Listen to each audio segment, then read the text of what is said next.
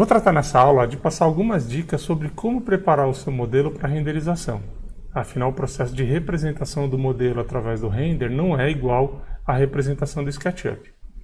Então, a primeira coisa que eu vou falar para vocês aqui é sobre as faces. As faces e o conceito que é chamado de normal dentro dos softwares de modelagem e renderização. Se a gente for pegar uma face comum do SketchUp, que é o material default que a gente tem aqui no SketchUp, a gente vai ver no painelzinho que ele tem o frente e o verso, né? A frente é sempre representada por essa cor branca e o verso é representado por essa cor mais escura, que é como se fosse um papel cartão, né? Um papel duplex. Via de regra, para processo de renderização e texturização, atribuição de cores, normalmente a gente aplica a nossa textura e a nossa cor nessa face que é branca e não no verso. Isso tem a ver porque no conceito de face para um software de renderização ou um software de modelagem, isso que parece para a gente aqui algo que tem uma espessura de um cartão ou de um papel, para o computador e para o software de renderização, isso é uma face que não tem espessura. E aí, ao projetar na renderização, eu tenho que informar qual o lado positivo, vamos dizer assim, qual o lado que está valendo para esse sujeito, que é onde eu vou projetar a minha textura. Vou mostrar aqui para vocês.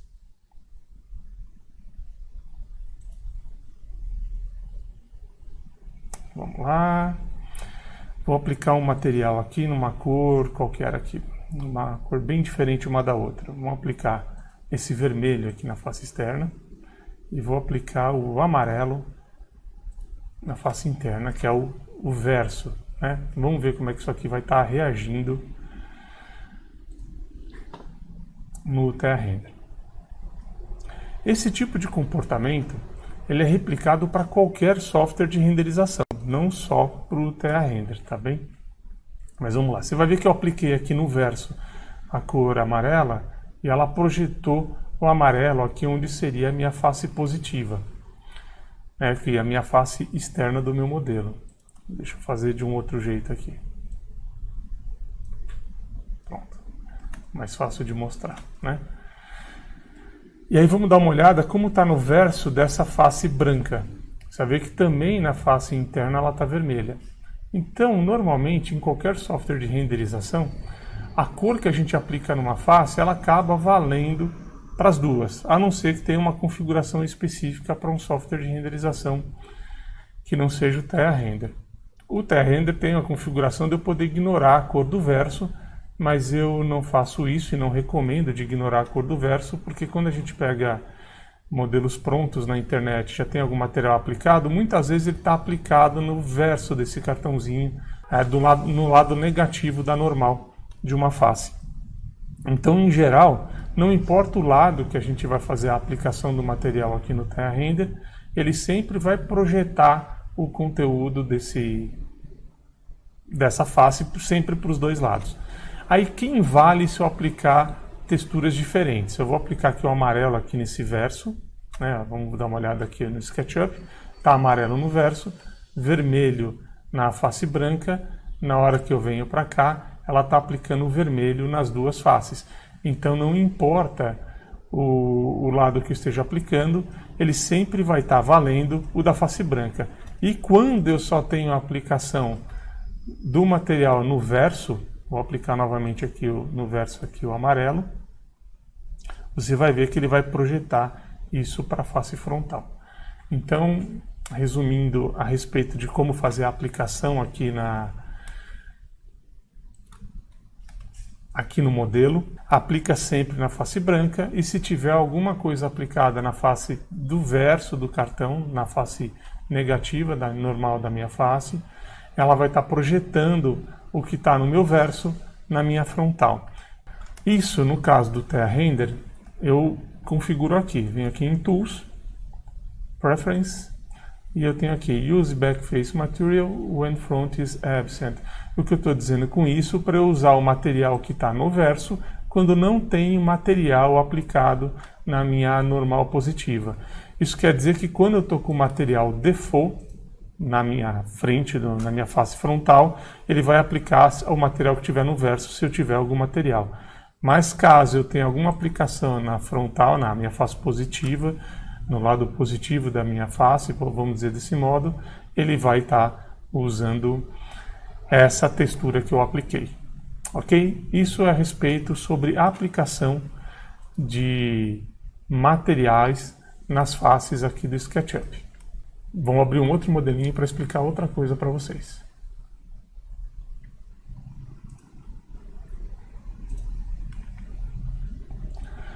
Aqui, o que eu tenho?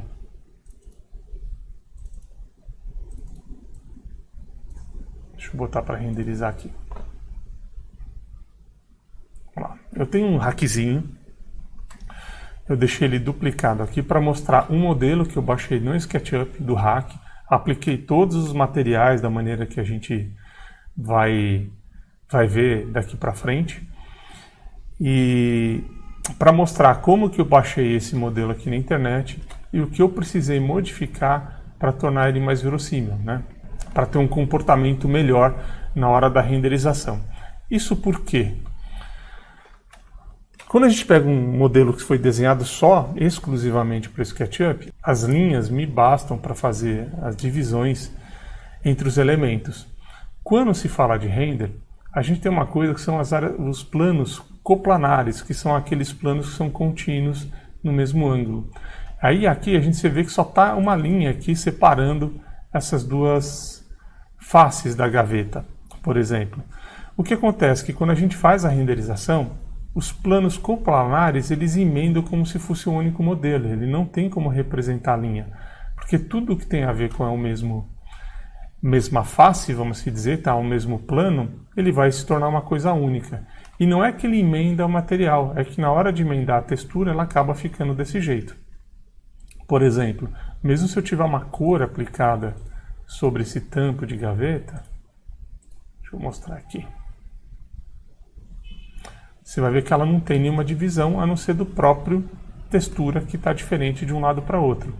Então, como nós fazemos para preparar esse modelo para a renderização? Na prática, tudo que tiver modelado precisa ganhar volume. Precisa ser um elemento mais verossímil, mais próximo à realidade que a gente conhece. Então, o que a gente faz nesse caso para tornar mais próximo daquele outro modelo que está ali do lado? Nesse caso de cá, eu preciso incluir aqui uma fresta, que no caso real é assim que eu percebo a presença da gaveta, então eu vou incluir uma fresta aqui. Eu vou dar um offset, vou trazer 3 milímetros aqui no caso para dentro, que funciona super bem.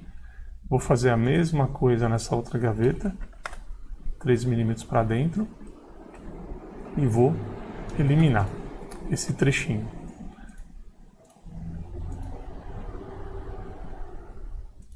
Pronto. Aí o que acontece? Feito isso, eu tenho minha fresta e o meu vãozinho mais parecido com a realidade. Aqui ficou com um vão maior, vou dividir por igual essa distância aqui. Vamos lá, trazer 1,5 milímetro para cá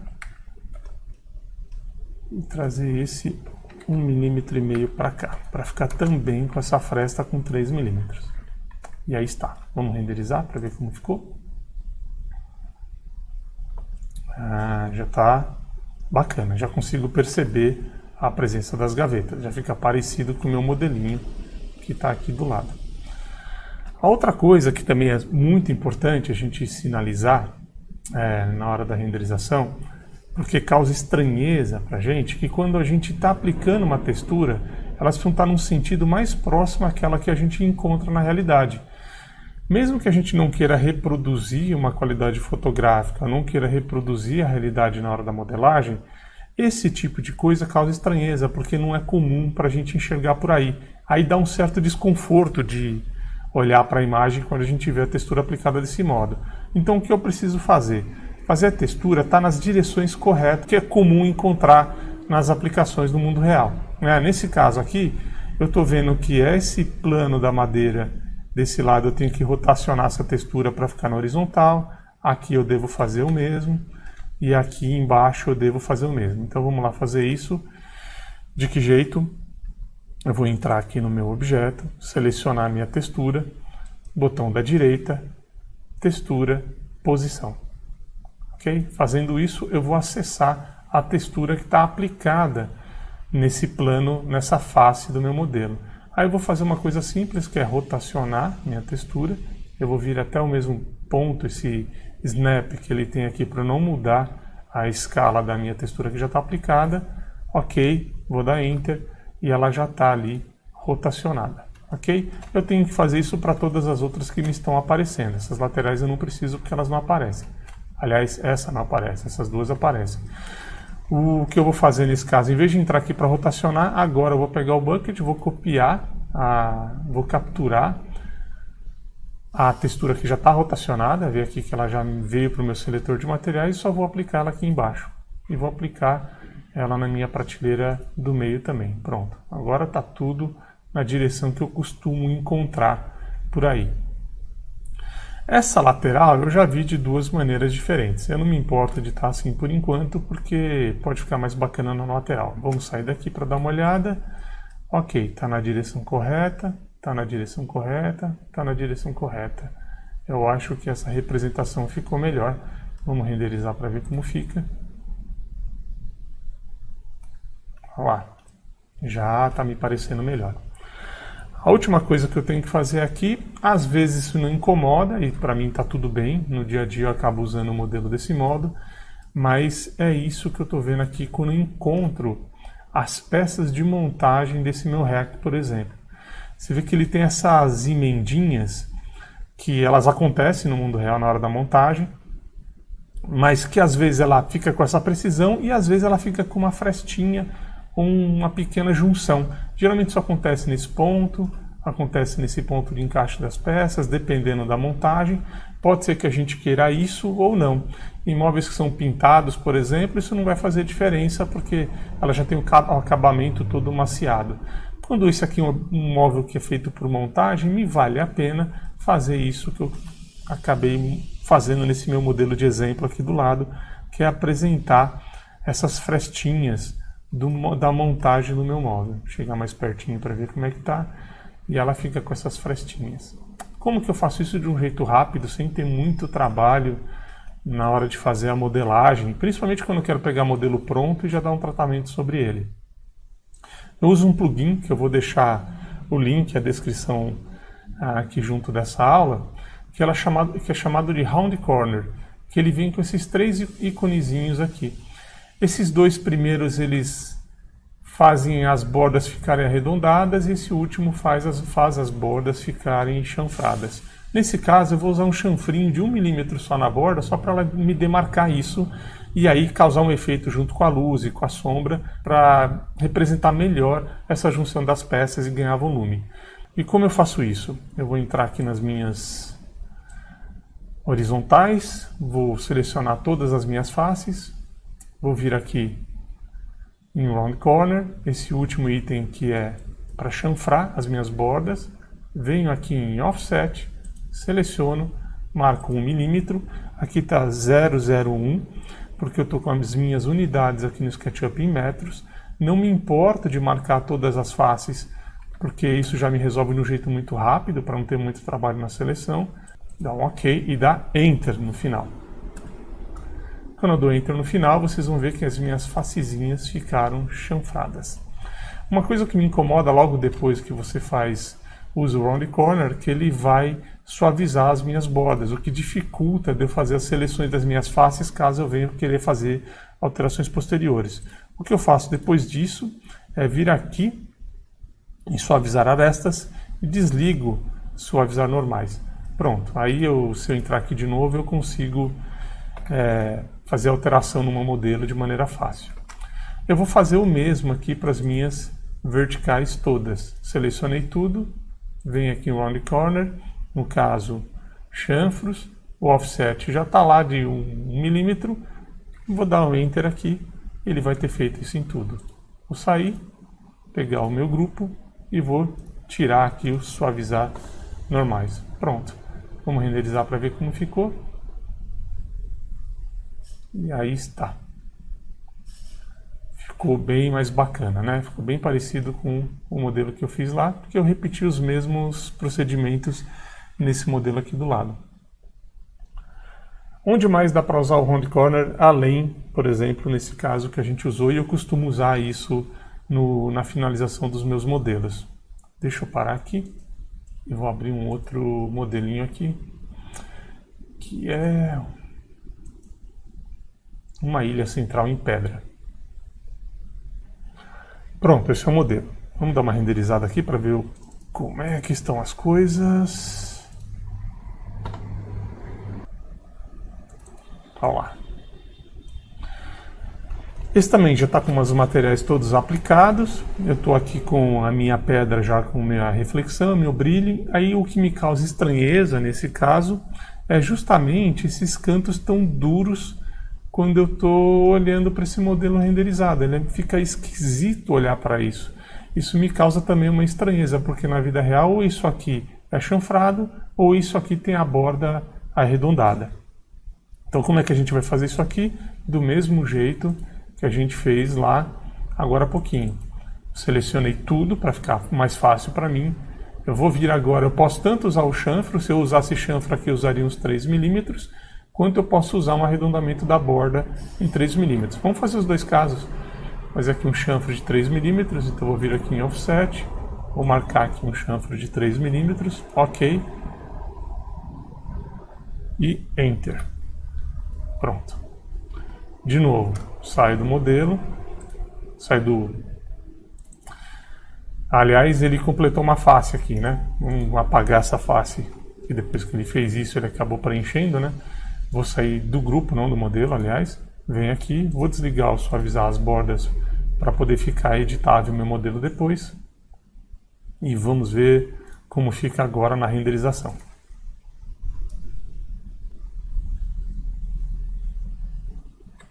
Deixa eu fazer uma coisa para ficar mais rápida aqui nossa renderização. Fazer um render region. Olha lá que agora eu começo a enxergar a borda de uma outra maneira, né? Me parece mais de acordo com a realidade. Vamos fazer uma coisa diferente. Vamos voltar aqui. E vamos testar, selecionar tudo. E vamos testar, em vez de ser o chanfrado, ser aí o arredondado. Fazer 3 milímetros também de arredondamento. Então, ok. Vamos ver se ele vai completar a face ali. Dá um enter.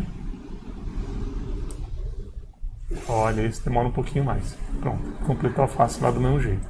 Vou apagar essa face adicional. Sair aqui do modelo. Nesse caso, eu não vou desligar o suavizar estas, senão o que acontece é que a minha borda vai ficar com os ângulos dos planos que conformam aí a minha curvatura vão ficar planas. E isso não é legal. Então, quando eu uso o round corner fazendo as bordas arredondadas, eu não desligo o suavizar normais, ok? Só no chanfrado. Vamos dar uma olhada na renderização.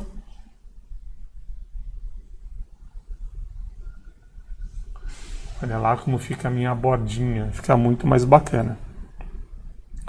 Então, o que nós vimos hoje para preparar o modelo para renderização, a primeira delas é pensar em qual face eu estou aplicando o meu material. Vamos sempre aplicar na face branca sempre que possível. Se tiver algum problema ali, você já sabe que a aplicação pode estar ali na face reversa ou do lado negativo da normal de uma face, vamos dizer assim tecnicamente. Mas vamos procurar aplicar todas as texturas na face branca. A outra coisa que nós vimos foi rotacionar as texturas para ficar de acordo com aquilo que a gente encontra na vida real, não só para reproduzir o que a gente enxerga na vida real, mas para causar menor estranheza quando enxergar uma imagem renderizada, e muitas vezes o sentido das texturas fazem muita diferença, e isso fica muito evidente quando a gente trabalha com peças de madeira. A outra coisa são dos planos coplanares, quando elas compartilham, tem continuidade no mesmo ângulo, no mesmo plano, duas faces, e na modelagem esses planos acabam se emendando, então a gente precisa aí fazer as pequenas frestas para separar os planos que são contínuos, mas que são peças separadas, justamente para ele não grudar, a não ser que você só esteja modelando partes do modelo em partes, mas que na verdade eles são a mesma coisa e não tem importância. Isso a gente também faz. Mas quando a gente precisa separar as peças que são coplanares, a gente precisa aí criar sulcos ou criar frestas. E por último, o round corner, que a gente usa justamente para poder tratar essas bordas dos nossos modelos, para que elas fiquem melhores nas renderizações, porque elas vão reagir aí com as reflexões, com brilhos, e o volume vai ficar mais verossímil na hora da renderização. Você vê que o fato da gente mudar nesse modelo aqui a pedra para deixar arredondada, você vê que ela fica muito mais convincente desse modo do que ficar com as arestas, vamos dizer, arestas vivas, né, a 90 graus perfeito, porque isso quase não existe também nos nossos objetos, a não ser quando a gente queira. No caso aí dessas portas, gavetas e tudo mais, isso não tem problema, porque eles são muito próximos de serem esses cantos bem vivos, né? Já no caso da pedra a gente sabe que não é assim, então vale a pena a gente ter feito isso. Então essas são algumas pequenas dicas de modelagem que vale a pena a gente adotar no nosso processo de modelagem quando está destinado à renderização, porque ele melhora muito a qualidade final das nossas imagens. Então é isso aí, e até a próxima aula, até as próximas dicas também, que elas virão outras aí um pouco mais para frente.